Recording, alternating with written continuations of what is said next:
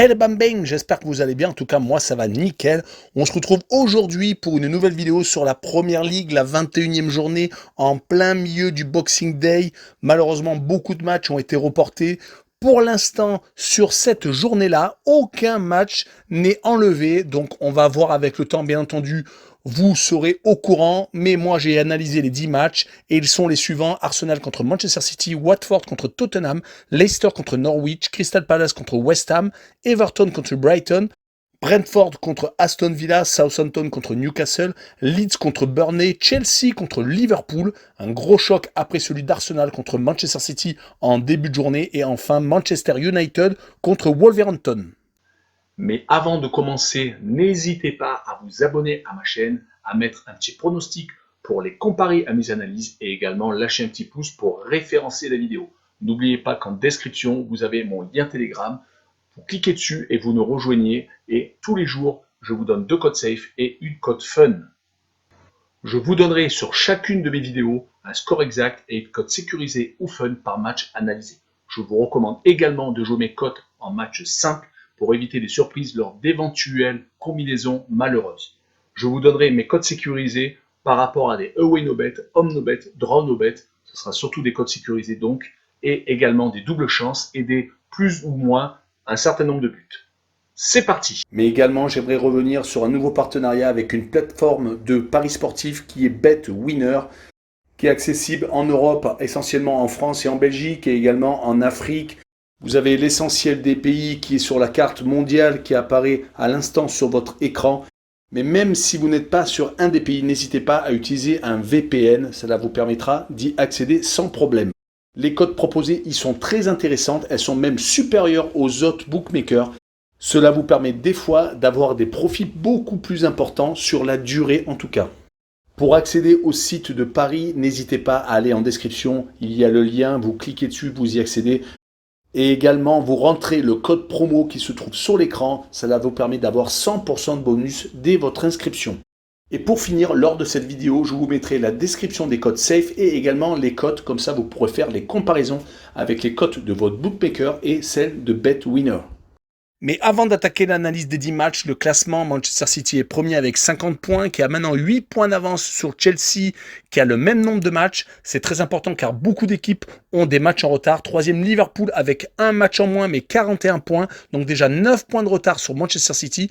Quatrième, Arsenal avec 35 points, 19 matchs. Cinquième, West Ham avec 19 matchs également, 31 points. Donc quasiment 20 points de retard déjà, ce qui est quand même assez hallucinant. Sixième, Tottenham avec 17 matchs, donc 3 matchs en retard par rapport au leader, 30 points. Septième, Manchester United avec 3 matchs en retard également, 28 points. Et huitième, Wolverhampton avec 2 matchs en retard et 25 points. En fin de classement, 16e, Leeds avec 2 matchs en retard, 16 points.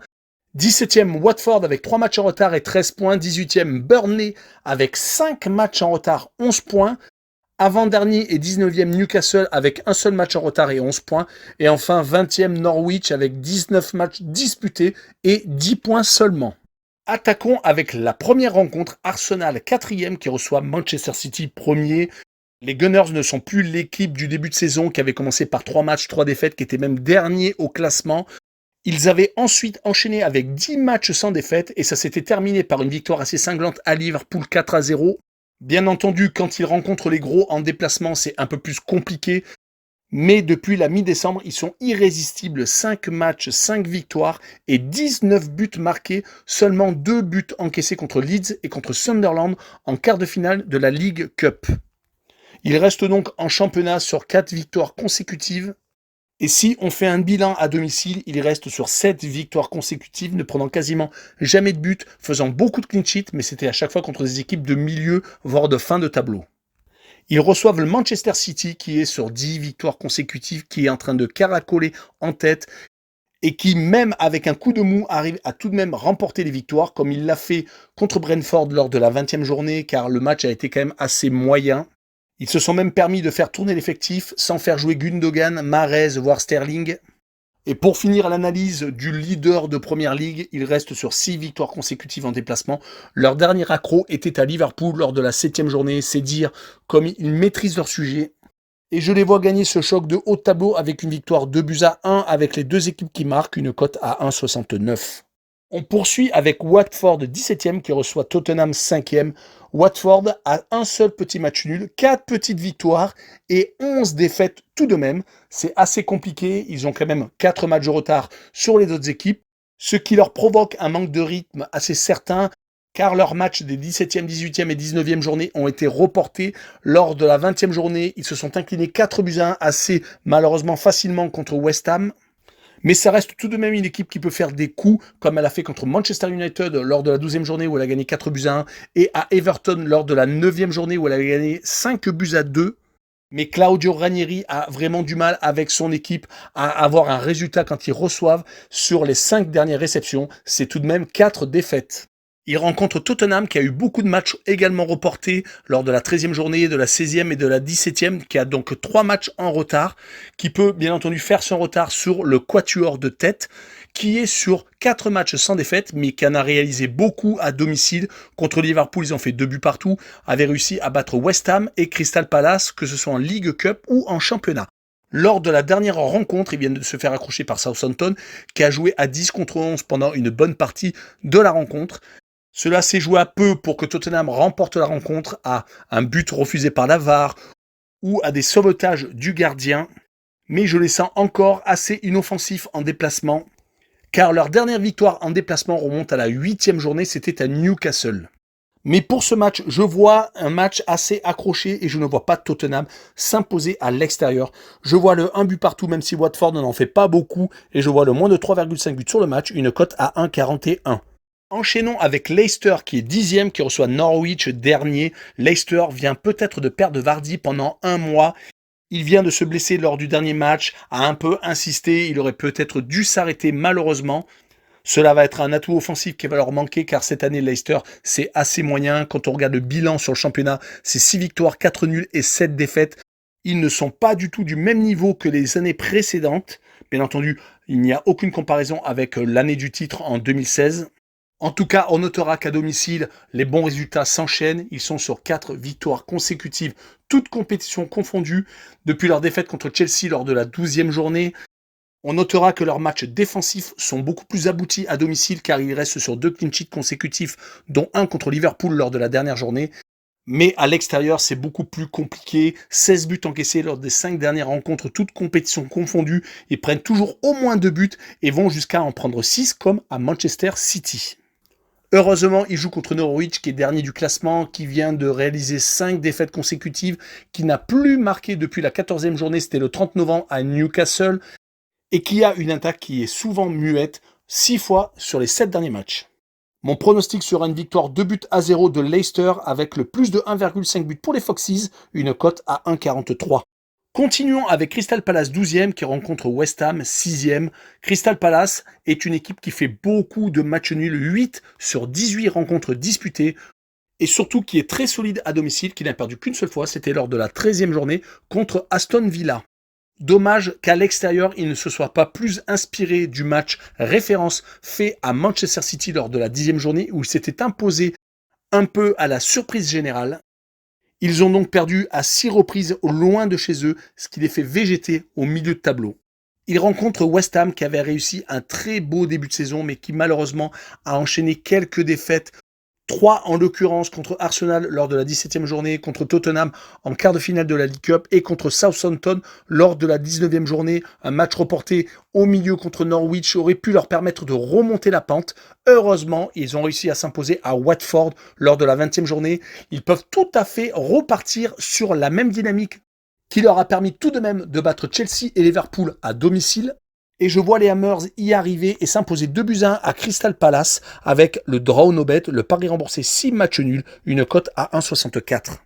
Passons à une rencontre de fin de classement entre le 16e Leeds et le 18e Burnley. Les hommes de Bielsa ne sont pas au mieux. Ils n'ont que 3 victoires depuis le début de la saison, 7 matchs nuls et 8 défaites. Ils sont même sur une série assez inquiétante de 3 défaites consécutives avec beaucoup de buts encaissés. 3 contre Chelsea, 7 contre Manchester City et 4 contre Arsenal. Les 2 derniers matchs ont été reportés. Ils jouaient en plus Liverpool et Aston Villa. Ça leur a peut-être permis de se remettre la tête à l'endroit. Cette dernière défaite contre Arsenal est assez embêtante car elle est restée sur 5 matchs sans revers chez eux. Ils auront peut-être un peu plus de rythme que Burnley qui n'a plus joué depuis le 12 décembre. C'était contre West Ham où ils avaient fait 0-0. Ils ont 4 matchs reportés sur les 7 dernières journées. Et quand on regarde les 3 seules rencontres disputées, ils n'ont pas marqué un seul but. C'est donc une équipe en chute libre totale qui va jouer à Leeds. Et son dernier succès remonte à la 10e journée, c'était contre Brentford à domicile. Mais attention tout de même car ils ont réussi à accrocher 4 équipes en déplacement, dont Chelsea lors de la 11e journée. Mais je les vois s'incliner 1-0 chez les hommes de Bielsa avec le double chance 1N, une cote à 1,34. Poursuivons avec Southampton 14e qui reçoit Newcastle 19e. Les Saints sont un petit peu mieux actuellement, 3 matchs sans défaite contre Crystal Palace, match nul 2 buts partout lors de la 17e journée et ils ont réussi à s'imposer à West Ham 3-2, ça a été un petit peu une surprise et ont réussi à accrocher Tottenham à 10-11 lors de la 20e et dernière journée. Mais cette équipe est vraiment très difficile à cerner, elle est loin d'être mauvaise, même si elle est mal classée, n'a perdu qu'une seule rencontre à domicile, c'était lors de la 6e journée contre Wolverhampton, et a réussi à accrocher des très bons partages de points en déplacement à Manchester City lors de la 5e journée, également à Chelsea en League Cup où ils ont perdu malheureusement au penalty. Leur victoire à West Ham ne peut que le démontrer, mais par contre beaucoup de partages de points quand ils reçoivent 3 sur les 3 derniers matchs. Et quand on reçoit l'avant-dernier qui ne veut rien lâcher, qui veut absolument se sauver et qui en plus va peut-être avoir un recrutement énormissime lors du mercato hivernal, certes ces joueurs ne seront sans doute pas présents, ils viennent d'avoir leur match reporté par contre Everton lors de la 20e journée et ils venaient juste avant d'accrocher Manchester United 1 but partout. On notera tout de même que Newcastle reste sur 3 défaites consécutives en déplacement à Arsenal, à Leicester et à Liverpool et avait réussi à faire 3 matchs nuls en déplacement. C'est pour cette raison que je vois le 1 but partout entre ces deux formations et je vois par contre le plus de 0,5 buts en déplacement de Newcastle avec une cote à 1,51. On continue avec 2 équipes assez proches au classement, Brentford qui est 13e contre Aston Villa 11e. Mais Brentford n'est pas dans une très bonne dynamique, 3 défaites consécutives sans avoir marqué de but contre Chelsea, Brighton et Manchester City. Il y a de meilleurs adversaires, on est d'accord.